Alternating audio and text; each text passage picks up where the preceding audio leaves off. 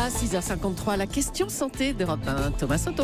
La maladie de Crohn, c'est ce que l'on appelle une MICI, autrement dit une maladie inflammatoire chronique de l'intestin. Bonjour docteur Kierzek. Bonjour Thomas. Alors vous forcément MICI, ça vous parle. Dans la langue des patients, c'est quoi la maladie de Crohn ?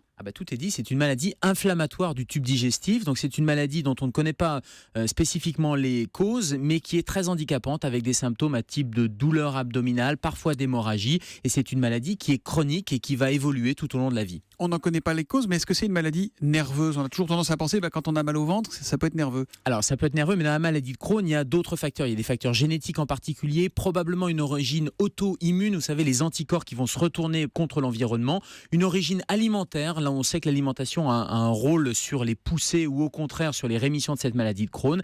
Et le facteur psychologique qui ne vient pas arranger les choses et qui peut là aussi augmenter les poussées. Mais c'est grave, ça peut être grave cette maladie de Crohn ? Alors c'est une maladie qui est chronique, qui peut être grave. Il y a des complications à type d'occlusion intestinale ou d'hémorragie digestive. Et puis il y a des conséquences possibles en termes de dénutrition, de retard de croissance. Et puis surtout, il y a un retentissement social et dans la vie quotidienne. Ça empoisonne la vie quotidienne des patients atteints de maladie de Crohn. Retard de croissance, ça veut dire que ça peut toucher les enfants aussi. Ça peut toucher les enfants ou les adolescents et avec des conséquences comme l'anémie qui peut retarder la croissance. Alors docteur, si on a choisi d'en parler ce matin de la maladie de Crohn, c'est parce que des chercheurs australiens proposent un traitement qui n'est pas un traitement médicamenteux. De quoi s'agit-il ? C'est ça qui est intéressant, c'est que c'est un nouveau traitement. Alors, c'est pas à la place des traitements classiques, mais c'est traiter l'esprit en plus du corps. On savait à peu près traiter le corps. Et bien là, c'est de proposer pour l'esprit la méditation en pleine conscience. Vous savez, c'est très à la mode. Et bien, les chercheurs australiens ont suivi 60 adultes âgés de 36 ans en moyenne. La moitié bénéficiait de méditation de pleine conscience pendant plusieurs mois et l'autre moitié n'en bénéficiait pas. Et bien, les